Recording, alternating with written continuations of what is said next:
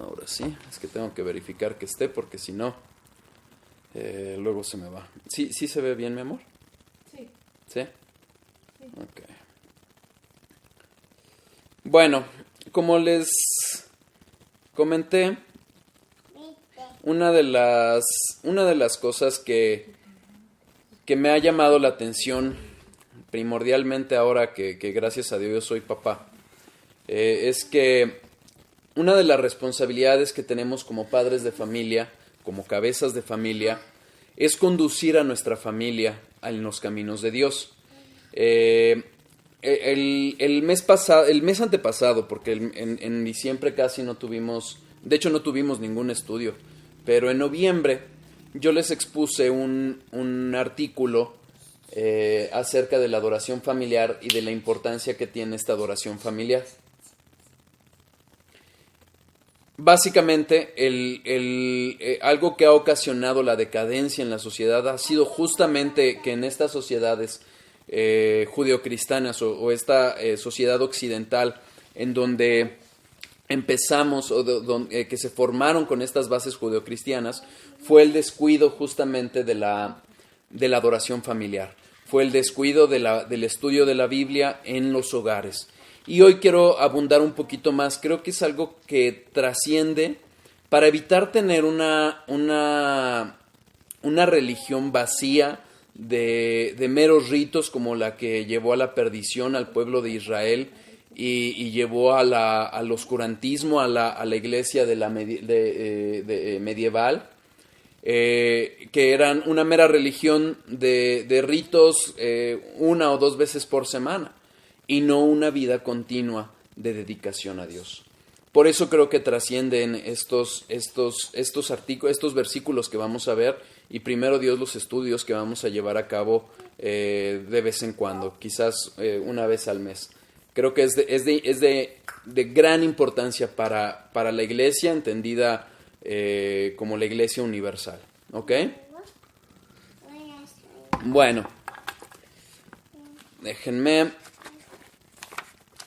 Me voy a basar. Les recomiendo este libro para la adoración, no sé si se alcanza a ver. La adoración en familia. Es de Jerry Marcelino. Es muy recomendable, a mí me sirvió mucho para hacer esta adoración familiar día a día. Y bueno, es muy recomendable. Hoy lo que les quiero expresar es esa responsabilidad que tenemos. Empiezo con una frase de A.W. Pink. Dice: porque el creyente no se pertenece a sí mismo, sino que fue comprado por un precio. Su propósito es glorificar a Dios en cada relación en la vida. No importa qué posición ocupe o en qué lugar se encuentre. Ha de servir como testigo de Cristo. Además de la iglesia de Dios, su propio hogar debe de ser la esfera en la que manifieste la máxima devoción hacia Él. Todos los elementos deben llevar el sello de su llamamiento celestial. Todas las cosas deben estar ordenadas de tal manera que cualquiera que entra sienta: Dios está aquí. Si recuerdan, cuando nosotros hablamos acerca de la soberanía de Dios y de Dios como creador, pero en particular de la soberanía de Dios, quizás recuerden que Él, como Dios, como creador de todos nosotros, es suficientemente dueño y soberano sobre nuestras vidas. Pero tratándose de aquellos que somos hijos de Dios, les comentaba cómo éramos doblemente pertenecientes a Él. ¿Por qué? Porque por un lado es nuestro creador, pero por otro fuimos comprados por la sangre de Cristo. Y es esto a lo que se refiere A.W. Pink en esta relación. Nosotros nos debemos todo a Dios. Dios nos hizo para algo. ¿Para qué nos hizo Dios? Para su gloria. Para la gloria de Dios fuimos hechos. Y ahora que somos, para los que somos hijos de Dios, es mayormente esta responsabilidad, insisto, porque no solo fuimos creados por Él, sino además Él nos ha comprado por precio, y precio de sangre, que es la sangre de su Hijo Jesucristo. Derivado de ello, debemos de glorificar a Dios en todas partes. Uno de los errores de las religiones ritualistas es que establecen una vida secular y una vida religiosa. Por eso vemos personas que son una persona en el púlpito o delante de los demás y una persona muy diferente en casa. Y esa no es la idea. La realidad es que no nos podemos partir, no estamos partidos por dos, sino que más bien debemos demostrar que Cristo está en nuestros corazones en cada relación de nuestras vidas. Cuanto más dentro de casa. Decía algún hermano, no solo debemos amar a nuestro prójimo, pero cuanto más a nuestro más próximo, nuestra esposa, nuestros hijos que viven con nosotros todos los días. Finalmente, cuando una persona va a ser probada o va a ser se considera que pueda servir en la iglesia, a quienes primero les deben de preguntar es a las esposas y a los hijos, porque el resto de las personas pueden ver una personalidad pública y como dice algún refrán, ¿no? Farol de la calle y oscuridad de la casa. No, es aquí, en el hogar, en donde se muestra ese carácter de Cristo. Es con las personas que convivimos diariamente, es con quienes conocen nuestros peores momentos. Y es aquí donde debemos de reflejar la gloria de Dios. Hay una triste tendencia en el mundo para rechazar al cristianismo histórico. Hay gente que se le hace fácil criticar a aquellas personas que somos estrictas en aquello que permitimos y que no permitimos, tanto en las iglesias como en nuestros hogares, como en nuestras familias. ¿Por qué? Porque es fácil calificarnos de legalistas. Yo muchas veces he escuchado a mucha gente que pretende llamar a Paul Washer legalista. Y en lo particular no creo que lo sea. Como dice, si no me equivoco, Steve Lawson, hoy se ha confundido el legalismo con el cristianismo bíblico. Y Dios nos llama a poner atención justamente a esa palabra, a la palabra que nos ha dado, para que así como leímos y oramos en el Salmo, sea ella la que nos ilumine y sea ella la que dictamine cómo hemos de vivir este lado de la eternidad, cómo hemos de reflejar la gloria de Cristo. Acompáñenme a Jeremías 6:16, por favor.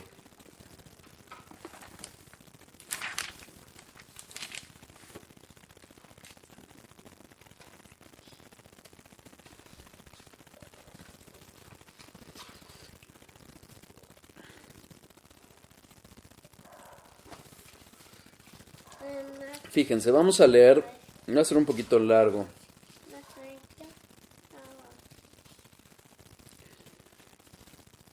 Vamos a leer desde el 1. Huid, hijos de Benjamín, de en medio de Jerusalén, y tocad bocina en Tecoa, y alzad por señal humo sobre Bet-Akerem, porque del norte se ha visto mal y quebrantamiento grande. Destruiré a la bella y deliciosa hija de Sión. Contra ella vendrán pastores y sus rebaños, junto a ella plantarán sus tiendas alrededor, cada uno apacentará en su hogar. Anunciad guerra contra ella, levantaos y asaltemos a mediodía. Ay de nosotros que va cayendo ya el día, que las sombras de la tarde se han extendido. Levantaos y asaltemos de noche, y destruyamos sus palacios, porque así dijo Jehová de los ejércitos. Cortad árboles y levantad vallado contra Jerusalén. Esta es la ciudad que ha de ser castigada, toda ella está llena de violencia. Como la fuente nunca cesa de manar sus aguas, así ella nunca cesa de manar su maldad. Injusticia y robo se oyen en ella, continuamente en mi presencia enfermedad y herida. Corrígete, Jerusalén, para que no se aparte mi alma de ti, para que no te convierta en desierto, en tierra inhabitada. Así dijo Jehová de los ejércitos. Del todo rebuscarán como a vid el resto de Israel. Vuelve tu mano como vendimiador entre los sarmientos. ¿A quién hablaré y amonestaré para que oiga? He aquí que sus oídos son incircuncisos, y no pueden escuchar. He aquí que la palabra de Jehová les es vergonzosa, y no la aman. Por tanto estoy lleno de la ira de Jehová, estoy cansado de contenerme. La derramaré sobre los niños de la calle y sobre la reunión de los jóvenes igualmente, porque será preso tanto el marido como la mujer, tanto el viejo como el anciano, y sus casas serán traspasadas a otros, sus heredades y también sus mujeres, porque extenderé mi mano sobre los moradores de la tierra, dice Jehová. Porque desde el más chico de ellos hasta el más grande, cada uno sigue la avaricia, y desde el profeta hasta el sacerdote todos son engañadores, y curan la herida de mi pueblo con liviandad, diciendo paz, paz, y no hay paz. ¿Se han avergonzado de haber hecho abominación? Ciertamente no se han avergonzado, ni aún saben tener vergüenza. Por tanto, caerán entre los que caigan, cuando los castigue caerán, dice Jehová. Ahí me quedo, hago una pausa. ¿Qué contexto estamos viendo? Estamos viendo a Dios airado contra la ciudad de su pueblo. ¿Por qué? Porque la maldad sobreabundó, se han olvidado de Dios, se han olvidado de sus caminos, hay maldad, hay una... Hay un dejo de decir no importa que hagamos abominación, y más aún se habían levantado falsos profetas diciendo que había paz entre ellos, que había paz para el pueblo de Dios, que a pesar de la maldad que tenía el pueblo, había paz. Así lo dice el versículo 14, paz, paz, y no hay paz. Y fíjense, ¿cuál es la recomendación que les dice Jehová? Versículo 16, así dijo Jehová, paraos en los caminos y mirad, y preguntad por las sendas antiguas, cuál sea el buen camino, y andad por él, y hallaréis descanso para vuestra alma, mas dijeron no andaremos. ¿Qué es lo que les está diciendo Dios? A ver, tu camino está mal, detente, haz una parada. Si no me equivoco, Einstein definía la estupidez como querer resultados diferentes haciendo siempre lo mismo, y básicamente es esto: detente, haz un stop y voltea y pregunta por las sendas antiguas. Y esto no tiene que ver necesariamente nada más con el cristianismo histórico, sino más bien con el cristianismo bíblico. Vamos a ver qué es lo que demanda Dios de sus hijos, de sus familias, de los cabezas de familia, de las mamás, y entonces andemos por esas sendas. ¿Ok? A eso es a lo que tenemos que ver.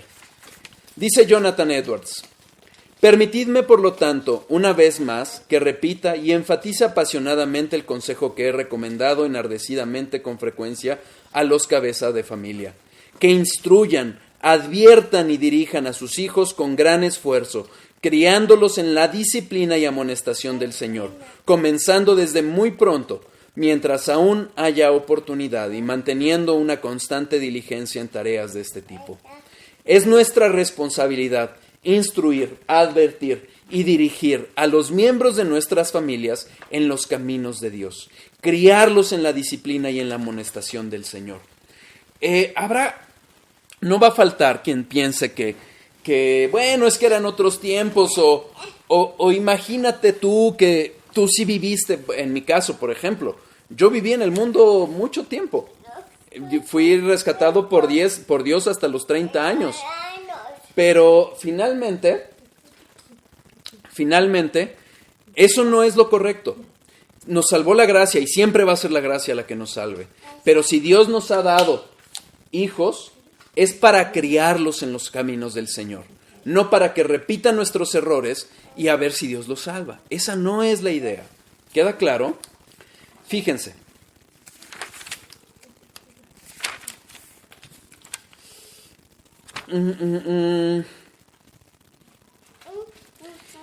Si ustedes recuerdan, en el estudio anterior, referente a la adoración familiar, les comenté cómo justamente los puritanos sancionaban a los padres de familia que descuidaban su labor de llevar a cabo la adoración familiar.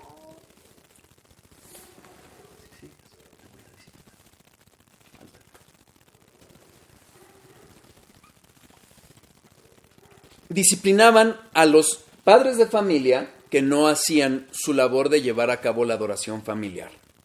¿Por qué? Porque es la responsabilidad primaria. Y de hecho, en el estudio anterior de la adoración familiar, les comenté cómo justamente el padre, bíblicamente, es responsable de enseñar doctrina a su esposa y a los hijos. La esposa ayuda al papá, pero el principal responsable es el cabeza de familia, el padre. Y esa responsabilidad trascendía en la iglesia. ¿Por qué? Porque en la medida en que nosotros, como vamos a ver si Dios lo quiere hoy, perseveremos en esta adoración familiar, vamos a ver los efectos en la adoración colectiva, es decir, en la adoración en la familia. Por eso creo que, en la iglesia corporativa, ¿de acuerdo? Y de hecho en el estudio anterior referente a la adoración familiar, justamente vimos cómo los efectos que tenía la falta de adoración era justamente una decadencia en la sociedad. ¿Sí? Bueno, primer punto. Nosotros, padres y madres, somos mayordomos. Más bien, todo cristiano es mayordomo de los dones que Dios nos da. A quien mucho se le da, mucho se le va a pedir. Y entre esos dones están los hijos. Salmo 127:3.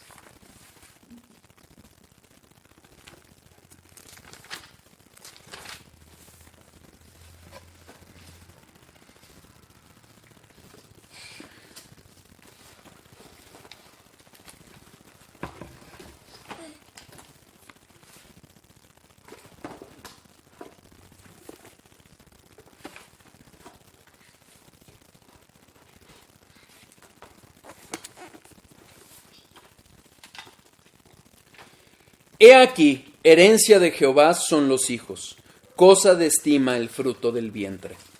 Dios nos da hijos y eso es un regalo de Dios. No es algo que hayamos hecho nosotros, no es algo que hayamos decidido nosotros. Dios es soberano y es soberano sobre el nacimiento de las personas, cuándo nacen y dónde nacen. Es un regalo de Dios. Los hijos de Dios son un regalo para nosotros. Y eso explica por qué el enfurecimiento, la ira de Dios contra aquellas naciones que con tanta liberalidad están regalando a esos hijos en sacrificio, en abortos.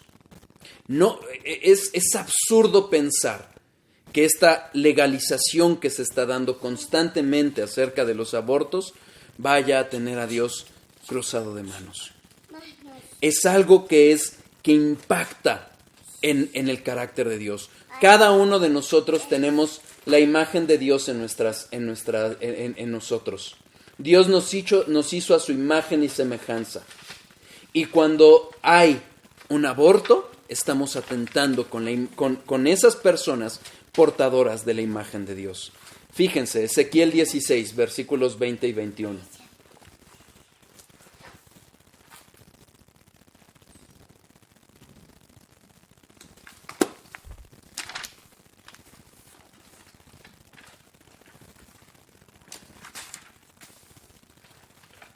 Además de esto, tomaste tus hijos y tus hijas que habías dado a luz para mí y los sacrificaste a ellas, para que fuesen consumidos. ¿Eran poca cosa tus fornicaciones para que degollases también a mis hijos y los ofrecieras a aquellas imágenes como ofrenda que el fuego consumía? ¿Qué estaba haciendo el pueblo de Dios? Estaba sacrificando a sus hijos. ¿Qué está haciendo hoy el mundo occidental? Escudando bajo un absurdo derecho humano el asesinato de niños. El asesinato de niños. Los está asesinando, los está sacrificando. Y eso a ir a Dios. ¿Por qué? Porque son regalos de Dios. Nuestros hijos pertenecen a Dios, no nos pertenecen a nosotros como padres. Son prestados. Disfrutémoslos, pero no son nuestros, son de Dios. Nosotros solo somos los mayordomos, es decir, a aquellos a quienes Dios nos ha encargado su cuidado y respecto de los cuales les daremos cuentas a Dios. Por ello, es nuestra responsabilidad. Si a nosotros nos ha encargado esa responsabilidad de cuidarlos y de rendirles cuentas, es nuestra responsabilidad darles todos los medios para alcanzarles el Evangelio. Finalmente, somos nosotros los que estamos a cargo. Es Efesios 6:1. Efesios 6.1. Perdón, Efesios 6.1. Hijos, obedeced en el Señor a vuestros padres, porque esto es justo. Honra a tu padre y a tu madre, que es el primer mandamiento con promesa para que te vaya bien y seas de larga vida sobre la tierra. Y vosotros, padres, no provoquéis a ira a vuestros hijos, sino criadlos en disciplina y amonestación del Señor. Esa es nuestra obligación. Dios nos ha dado nuestros hijos para criarlos en el Señor. Antes de rendirle cuentas a Dios sobre el trabajo que tenemos, sobre los recursos que nos ha dado, nos va a pedir cuentas de nuestros hijos. Es nuestra responsabilidad el perpetuar la fe en la siguiente generación. Salmo 78. Salmo 78.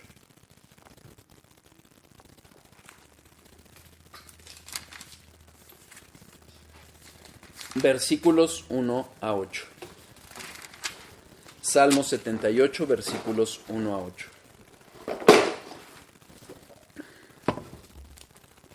Escucha, pueblo mío, mi ley. Inclinad vuestro oído a las palabras de mi boca. Abriré mi boca en proverbios, hablaré cosas escondidas desde tiempos antiguos, los cuales hemos oído y entendido, que nuestros padres nos las contaron. No las encubriremos a sus hijos, y contando a la generación venidera las alabanzas de Jehová y su potencia, y las maravillas que hizo. Él estableció testimonio en Jacob y puso ley en Israel, la cual mandó a nuestros padres que la notificasen a sus hijos, para que lo sepa la generación venidera, y los hijos que nacerán, y los que se levantarán lo cuenten a sus hijos, a fin de que pongan en Dios su confianza, y no se olviden de las palabras de Dios, que guarden sus mandamientos, y no sean como sus padres, generación contumaz y rebelde, generación que no dispuso su corazón, ni fue fiel para con Dios su espíritu. Dios ha dispuesto que la fe verdadera, se transmita de los padres hacia los hijos. Esa es la vía, es dentro del hogar la vía primaria. Oye, pero es que mis papás no me instruyeron y por la gracia de Dios soy salvo. Sí, por la gracia de Dios soy salvo. Y por la gracia de Dios también nuestros hijos están puestos en nuestras casas. Pero dentro de esa gracia también hay la responsabilidad de criar a nuestros hijos en el Señor, con base en la palabra de Dios. Romanos 14:7. Romanos 14:7. Porque ninguno de vosotros vive para sí, ni ninguno muere para sí. No somos nosotros. Dios ha hecho nacer a nuestros hijos en hogares, primero Dios, cristianos, para algo, para que procuremos esa perpetuación de la fe a través de las enseñanzas que hacemos los padres hacia los hijos. Es nuestra obligación instruirlos en un ambiente influenciado por el Evangelio, porque es así como van a conocer de Dios. De nada va a servir que los llenemos de instrucciones, que los llenemos de los mandamientos de Dios, si dentro del hogar no vivimos con base en el Evangelio, perdonándonos, amándonos en una dependencia constante de Dios. Es así como primeramente los padres damos a conocer a los hijos el Evangelio y a Cristo, y después ellos en el mundo darán a conocer a Dios. Salmo 22, versículo 30. Salmo 22, versículo 30.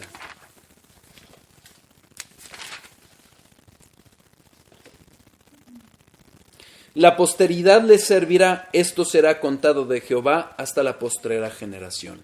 Finalmente, esta posteridad, es decir, nuestra descendencia, servirá a Dios y así lo contarán a las siguientes generaciones y al mundo.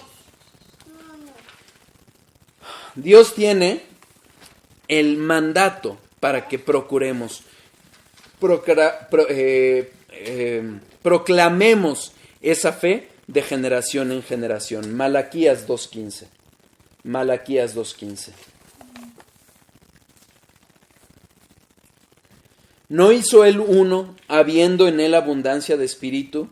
¿Y por qué uno? Porque buscaba una descendencia para Dios. Guardaos, pues, en vuestro espíritu y no seáis desleales con la mujer de vuestra juventud. El plan de Dios es la familia, por eso esta ideología de género que tanto está afectando a las generaciones venideras es una verdadera afrenta, una rebeldía contra Dios. ¿Y dónde se va a conservar la verdad? En los hogares cristianos. Estemos conscientes de esa realidad. Así lo ha mandado Dios y así hemos de hacerlo. Fieles a nuestras esposas, fieles a nuestros maridos y fieles a Dios sobre todo para cumplir los mandatos que nos ha dado.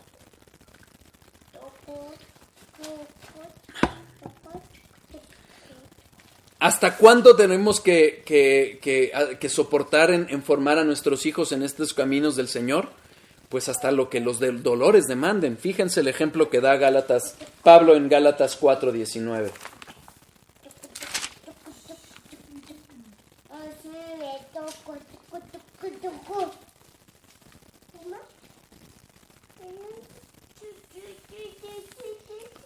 Hijitos míos, le está hablando Pablo a su pueblo. No voy a leer el contexto justamente porque me desviaría mucho. El pueblo se estaba desviando hacia la esclavitud de la ley y Pablo los insta a regresar al verdadero evangelio. Y les dice, versículo 19, hijitos míos, por quienes vuelvo a sufrir dolores de parto hasta que Cristo sea formado en vosotros. Quisiera estar con vosotros ahora mismo y cambiar de tono, pues estoy perplejo en cuanto a vosotros. Estaba admirado en cuanto a esa iglesia que él había formado, que él había plantado y se habían regresado al legalismo. Pero fíjense, él describe ese dolor como apóstol, como esa iglesia a quien le había dado, le había enseñado y los había formado en la ley, en el evangelio, como dolores de parto. Él había experimentado dolores de parto. Él la había sufrido por llevar el evangelio a esa iglesia, a esos creyentes. ¿Cuánto más nosotros como padres biológicos no hemos de estar dispuestos a soportar por llevar el evangelio a nuestros hijos? Quizás implique renunciar a una promoción que me va a hacer el más famoso en mi profesión o que me va a dar la dirección más alta en la empresa. Quizás implique, para las mujeres, quizás dejar su profesión. Pero son dolores de parto lo que demanda Dios. Las mujeres saben lo que es eso. No es cosa sencilla, pero por algo lo demanda Dios. Es una forma en que Dios nos muestra esa renuncia al yo.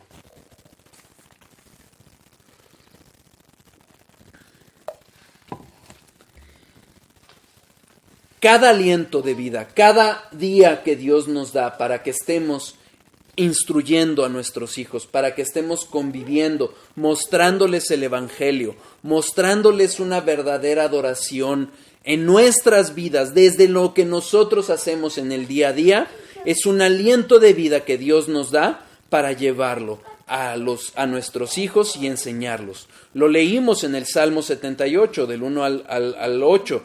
Lo leímos en Malaquías. Fíjense, Hechos 13, versículo 36. Hechos 13, versículo 36.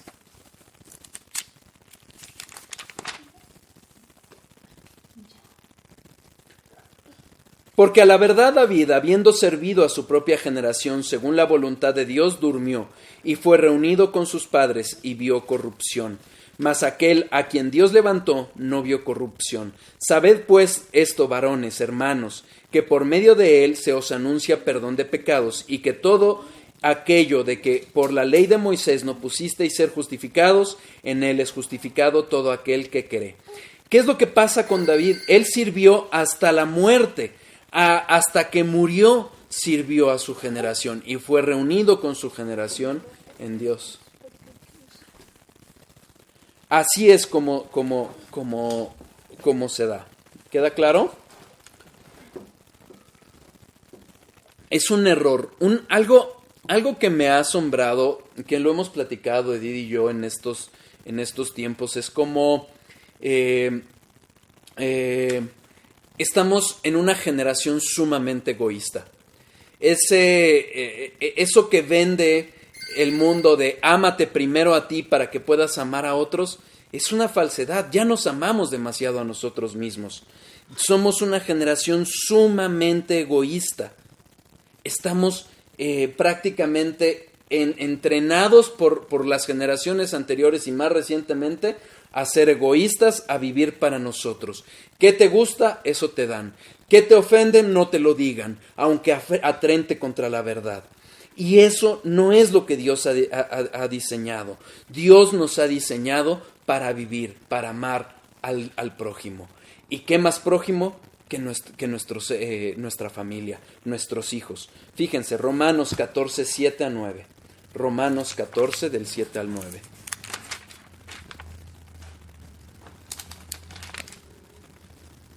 Porque ninguno de vosotros vive para sí, ni ninguno muere para sí. Pues si vivimos, para el Señor vivimos, y si morimos, para el Señor morimos. Así pues, sea que vivamos o que muramos, del Señor somos, porque Cristo para esto murió y resucitó, y volvió a vivir para ser Señor, así de los muertos como de los que viven. Dios nos ha dado vida, nos ha dado aliento de vida para vivir para otros, para vivir para los demás. Así es como Dios lo ha diseñado. Y si nos ha dado a nuestros hijos, créanme, todo que es papá puede saberlo, papá o mamá. El tener hijos es una renuncia al yo. Y Dios usa esos elementos para formarnos más a la imagen de Cristo, quien vino y murió por nosotros, por sus hijos. Finalmente, ¿qué es lo que tenemos qué es lo que nos enseña? Que Dios nos ha dado a nuestros hijos para vivir, para renunciar a nuestro yo y para darnos. No para ellos, no para consentirlos en aquello que los vaya a extraviar, no, para que renunciemos a ese yo. Insisto, quizás sea una profesión, quizás sea una afición. ¿Cuántos de nosotros que éramos aficionados a un deporte lo hemos dejado? Hemos dejado de ver los partidos que tanto nos gustaban y que no son pecaminosos necesariamente intrínsecamente en ellos mismos, pero que sí nos llevan a vivir para dejar ese yo y vivir hacia los demás. No. Entonces, estamos llamados a vivir y a transmitir por medio de la fe hacia nuestra familia. Salmo 102, 18. Salmo 102, 18. Salmo 102, 18.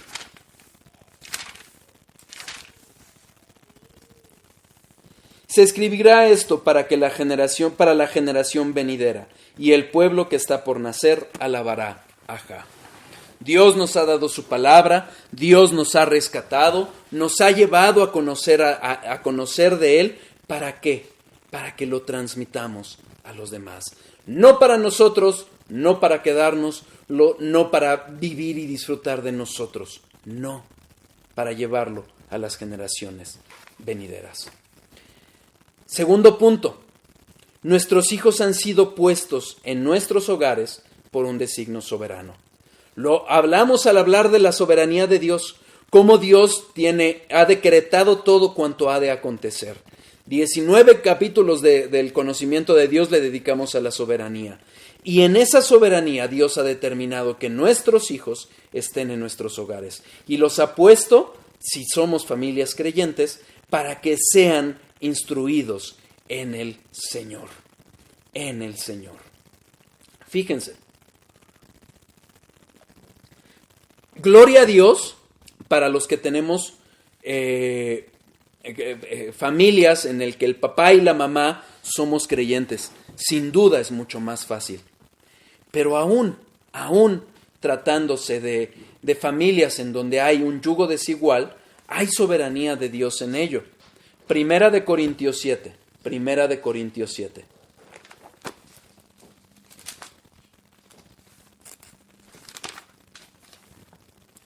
Versículos 12 a 14.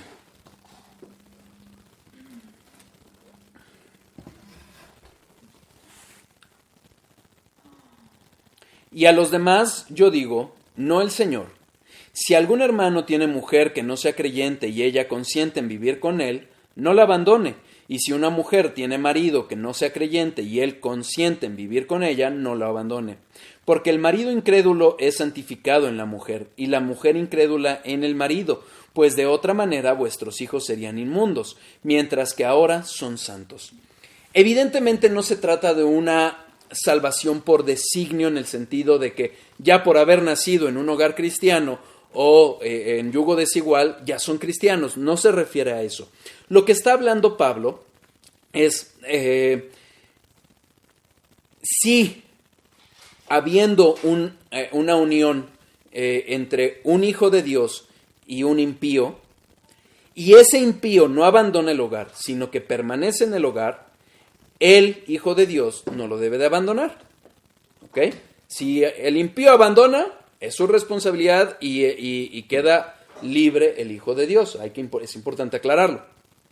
Pero ojo, si en el designio de Dios está que ambos padres, uno creyente y el otro no, estén en ese hogar, ese hijo ha de ser instruido por el creyente en los caminos del Señor. ¿Qué mejor ejemplo que Timoteo? Finalmente, él fue instruido por su madre y el padre no era creyente y fue un discípulo de Pablo y fue el que terminó tomando batuta y llevando la palabra de Dios en la iglesia. A nuestros hijos no se les va a pegar la salvación por ósmosis o por descendencia. Dios ha determinado cómo ha de ser. Hemos de instruir activamente a nuestros hijos, pasar la fe activamente. ¿Cómo? En el devocional familiar, enseñándoles el ejercicio de los medios de gracia que Dios nos ha dado. La oración diaria, el estudio diario de la Biblia, en lo individual cada uno de nosotros, pero también en lo familiar. Enseñándoles activamente el Evangelio. Cómo se vive, cómo se enseña el Evangelio, cómo ante las dificultades vamos a Dios, no ante los hombres, vamos a Dios. ¿Por qué? Porque el propósito de Dios al dar a darnos hijos dentro de hogares cristianos es instruirlos. Y si en la gracia de Dios es así, sean salvos. Juan 5:34. Juan 5:34.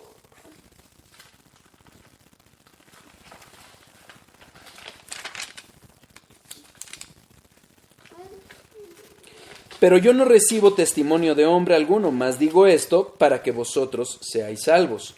Finalmente, lo que nosotros vamos a hacer va a ser testigos de Cristo. No de si nosotros vivimos un cristianismo hipócrita en que profesamos algo y vivimos de otra forma, va a ser contraproducente.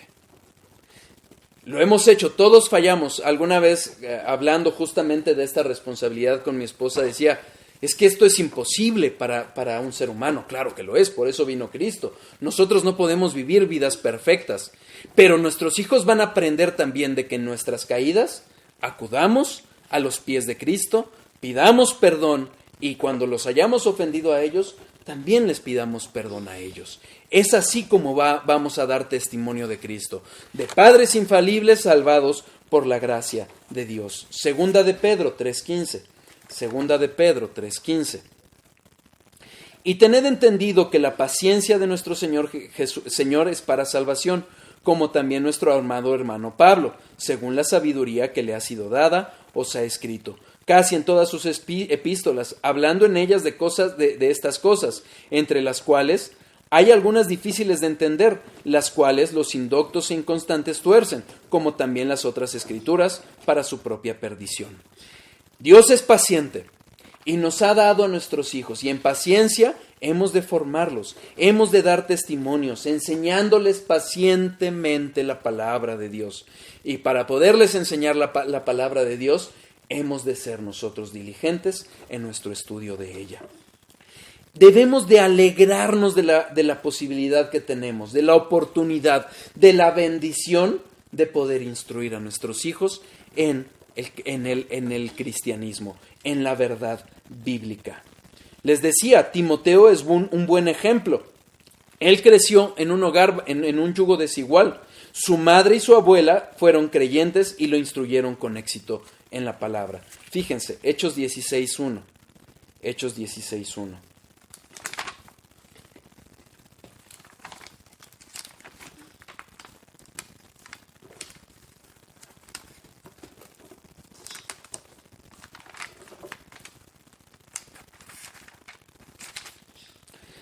Después llegó a Derbe y a Listra, y había allí cierto discípulo llamado Timoteo, hijo de una mujer judía creyente, pero de padre griego.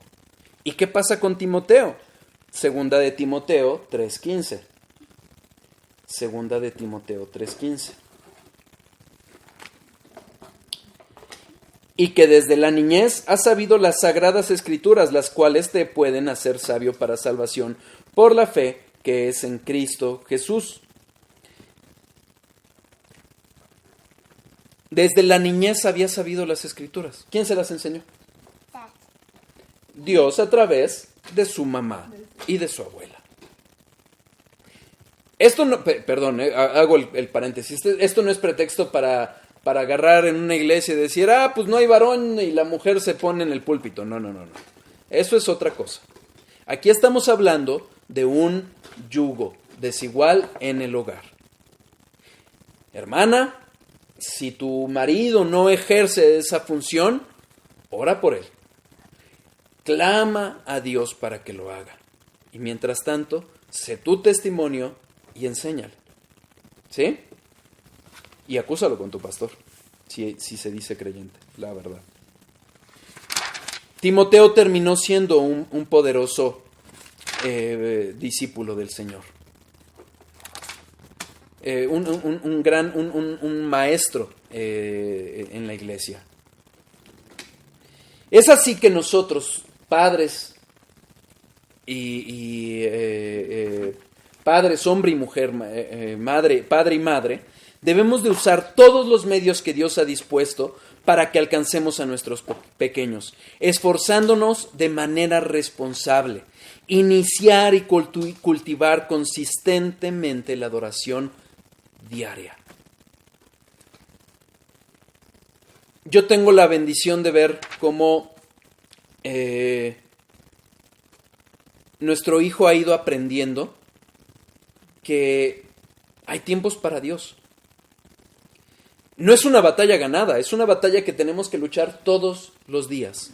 Todos los días.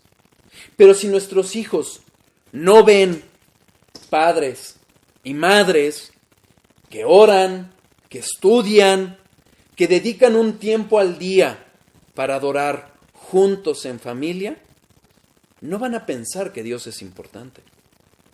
Van a mamar la verdad cuando la vean en la carne de sus papás.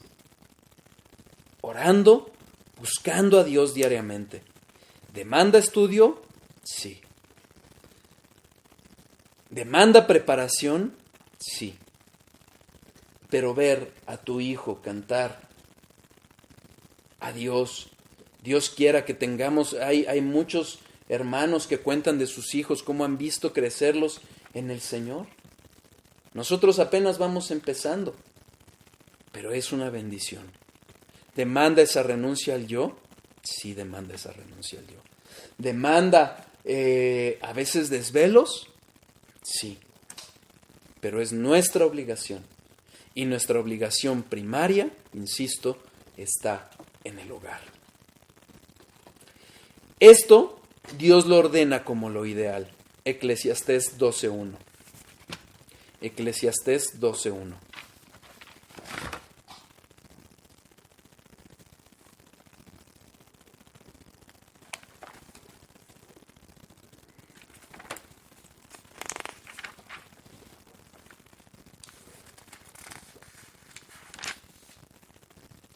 Acuérdate de tu Creador en los días de tu juventud, antes que vengan los días malos y lleguen los años de los cuales digas, no tengo en ellos contentamiento. Ay, es que pobrecito de mi hermanito, pobrecita de mi hermanita, se va a privar de las fiestas mundanas. Este consejo es dado por Salomón después, al final de su vida, después de haber perdido tantas cosas, tanto tiempo en placeres mundanos que no lo llevaron a nada, sino a la conclusión de que el fin de todo discurso es el temor a Dios. ¿Y qué le dice a los jóvenes? Acuérdate de tu Creador en los días de tu juventud. Es nuestra responsabilidad como padres enseñarles desde tempranas edades el temor de Dios, no solo de dientes para afuera, sino con una vida abocada a Dios. Mientras son pequeños será más fácil. Tendremos y algo que hay que recordar muy, muy importante. Nosotros no vamos a salvar a nuestros hijos, no lo vamos a hacer. La salvación no es por obras, la salvación es por gracia. Si nuestros hijos han de ser salvos, será por gracia. A pesar de nosotros, a pesar de nuestros errores, a pesar de nuestras fallas, a pesar de nuestros tropiezos. Y aunque nos esforcemos diariamente. Por eso, llevemos a los pies de Cristo en oración a nuestros hijos todos los días. Y estamos en tiempos difíciles, hermanos. Por eso estamos hablando de este tema tan importante. Eran 4 temas, 4 puntos los que iba a tratar. Qué raro, ya no llegué a ellos. Primero Dios, no en el siguiente estudio, porque si Dios quiere en el siguiente estudio retomamos el conocimiento de Dios, pero en el siguiente que hablemos de la adoración familiar, concluyo con estos temas. ¿De acuerdo? Bueno, pues ya son las 8, vamos a orar, vamos a dar gracias.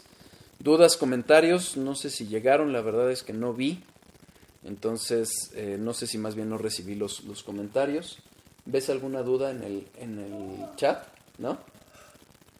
Bueno, pues espero que haya quedado claro.